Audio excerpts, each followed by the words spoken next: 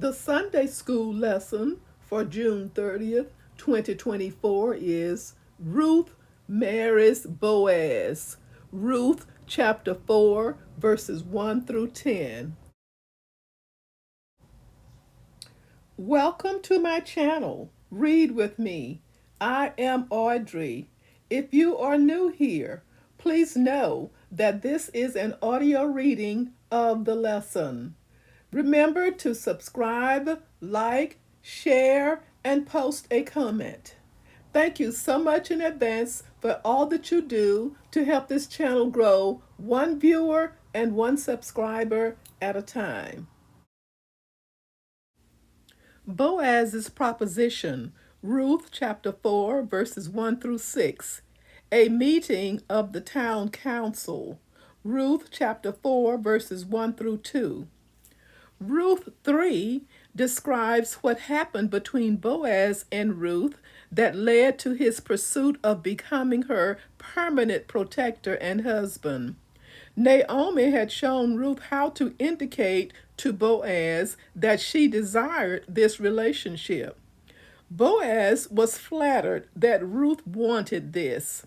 His response was, "Blessed be thou of the Lord, my daughter, for thou hast shewed more kindness in the latter end than at the beginning, inasmuch as thou followest not young men, whether poor or rich." Verse 10. Ruth's appeal was for Boaz to become her kinsman redeemer. Boaz had informed Ruth that there was one kinsman more closely related to her than he was, and that person would have to be given the first opportunity to perform that duty. Verses 12 through 13. The very next morning, Boaz began the process of obtaining the right to become the kinsman redeemer. Boaz went to the city gate of Bethlehem and waited for the other kinsman to appear. When he did, Boaz invited him to stop and sit down with him. He then gathered 10 of the city's elders and asked them to sit down too. This was now a man's world where a public decision was to be made on an important matter that profoundly affected the women who had brought it to this point. The scene was set for the legal procedure. A redemption proposal, Ruth chapter 4, verses 3 through 4. Leviticus chapter 25, verses 23 through 25 explains what Boaz was trying to do. The land shall not be sold forever, for the land is mine. For ye are strangers and sojourners with me, and in all the land of your possession ye shall grant a redemption for the land.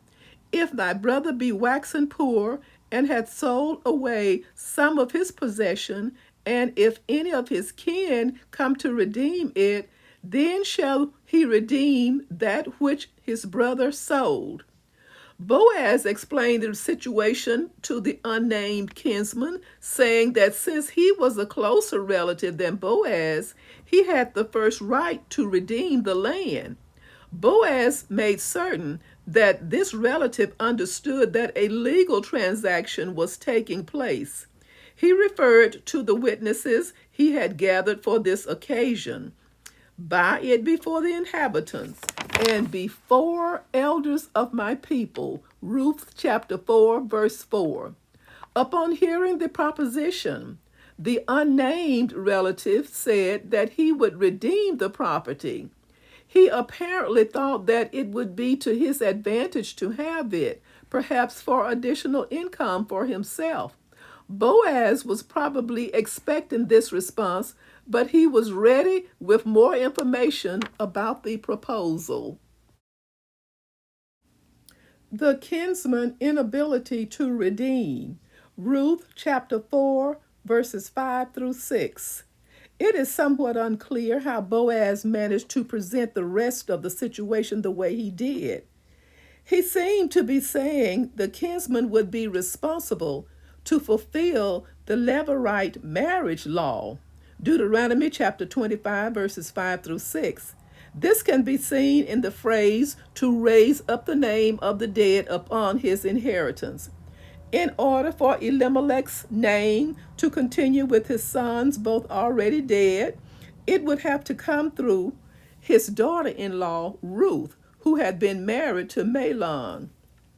Boaz therefore linked Ruth with Naomi and explained that if the kinsman redeemed the property from Naomi, he would also have to buy it from Ruth and take her as his wife in order to perpetuate Elimelech's name.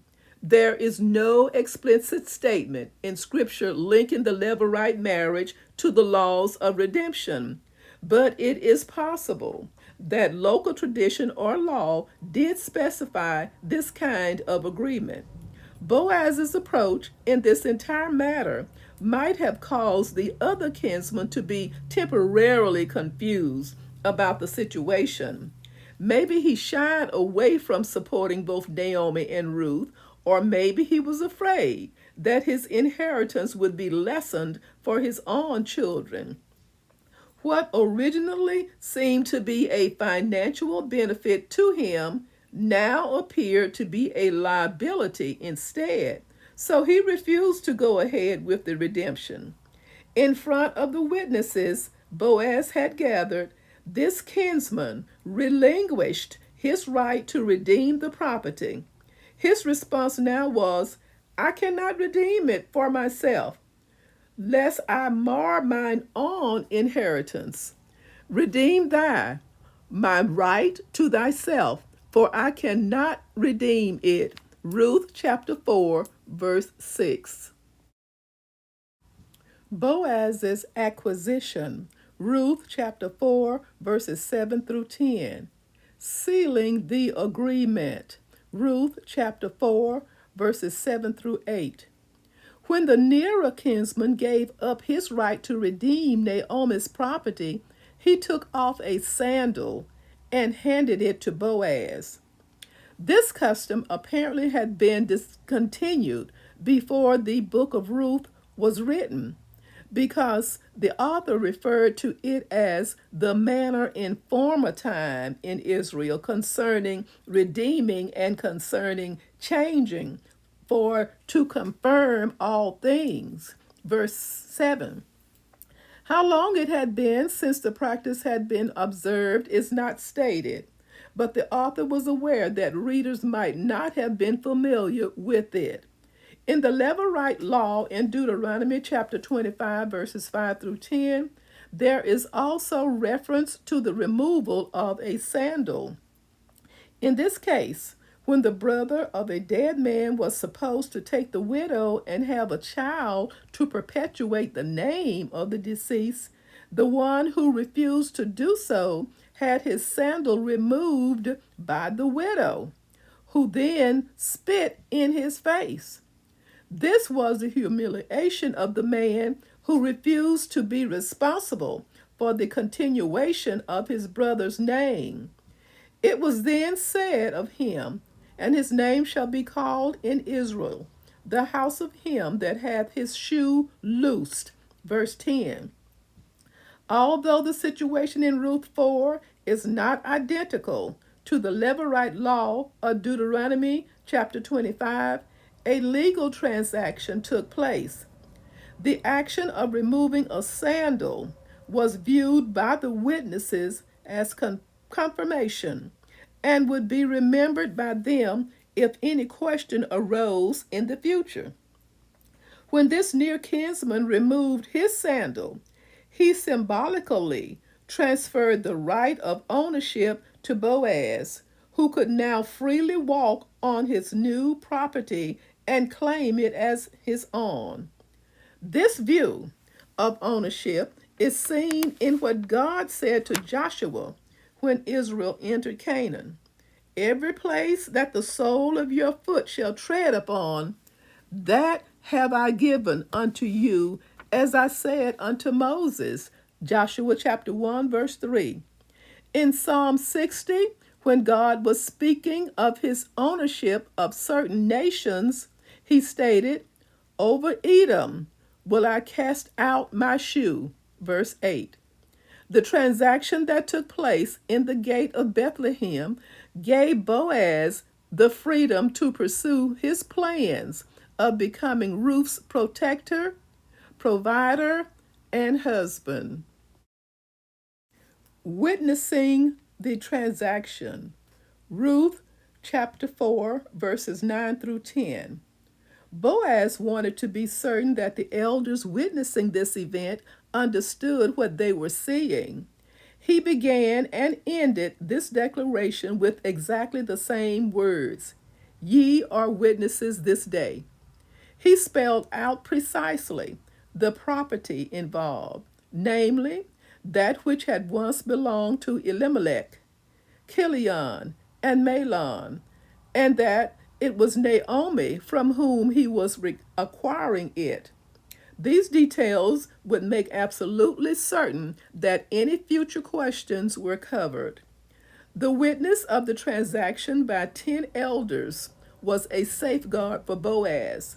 It was most likely that all 10 of them would forget. There were two events for them to remember from that day. First was the transaction of ownership of the property. Second was the acquisition of Ruth as Boaz's wife. It is in verse 10 that we learn for the first time which man Ruth had been married to, namely Mahlon. When Boaz spoke of not letting the name of the dead be cut off, he referred primarily to Mahlon, but indirectly also to Mahlon's father, Elimelech. It was significant in that culture that a family name not be broken off. That is probably one of the reasons we read so many genealogies in the Bible. The primary purpose of the Levirate law was the perpetuation of a family name. Boaz would be continuing the name of those in his family who had died.